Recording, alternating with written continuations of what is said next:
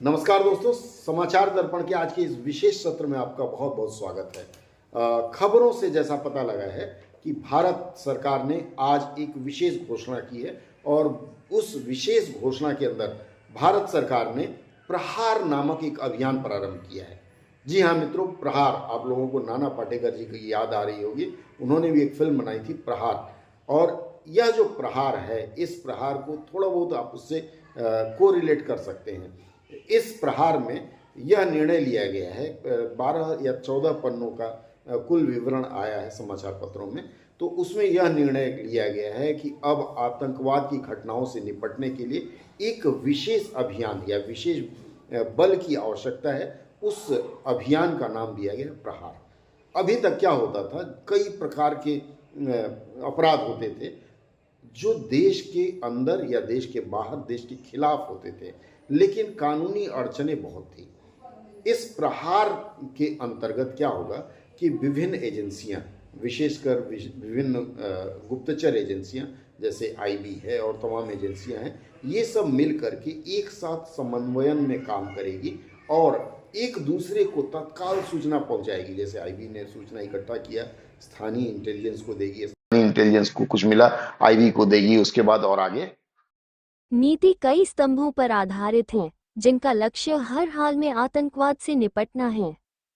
इसके कुछ खास बिंदु हैं: रोकथाम, प्रिवेंशन, खुफिया आधारित, सामुदायिक चेतना, प्रतिक्रिया, रिस्पॉन्स, लोकल पुलिस से लेकर राष्ट्रीय फोर्स तक त्वरित जवाब, क्षमता निर्माण, कैपेसिटी बिल्डिंग, प्रशिक्षण, आधुनिक तकनीक, मानवाधिकार और नियम विधि, ह्यूमन राइट्स और रूल ऑफ लॉ, कट्टरवाद का मुकाबला, काउंटरिंग रेडिकलाइजेशन, अंतर्राष्ट्रीय सहयोग, इंटरनेशनल कोऑपरेशन, बचाव और पुनर्बलता, रिकवरी और रेजिलियंस, हमले के बाद फिर से सब ठीक करना और सामाजिक समर्थन। जिन बिंदुओं पर विशेष रूप से देखा जाएगा या जिन बिंदुओं पर ध्यान आकर्षित किया जाएगा, उसमें सबसे पहला तो यह है कि कोई भी टेरर आउटफिट है या कोई भी आतंकवादी संगठन है, उसकी गतिविधियों पर साफ नज़र रखी जाएगी। इसके अलावा क्रिप्टो करेंसी जैसे अपराध हो रहे हैं, साइबर धोखाधड़ी हो रही है। लेकिन क्या होता है, जैसे साइबर धोखाधड़ी हो रही है तो उसमें बहुत कम ही लोगों को पैसे मिलते हैं या अपराधी पकड़े जाते हैं, क्योंकि अपराधियों का नेटवर्क इंटेलिजेंस के नेटवर्क से बहुत बड़ा होता है। तो अब यह जो प्रहार आया है, इसमें इन चीज़ों पर भी नज़र रखी जाएगी। इसके अलावा क्या है, आकाश, वायु और जमीन, आकाश, जल और जमीन, इन तीनों के माध्यम से अभी तक कोई भी अगर आतंकवादी घटना होती है तो उनसे निपटने के लिए कोई एक मत वाली कोई भी एजेंसी नहीं थी।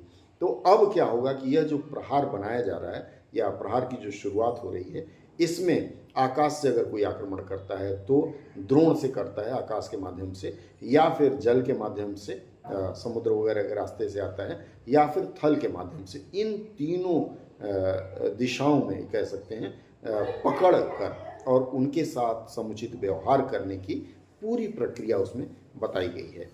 आने वाले समय में भारत भी, मुझे लगता है, इजराइल के समान ही एक सशक्त राज्य, विशेषकर संरक्षा और सुरक्षा की दृष्टि में बनकर उभरेगा।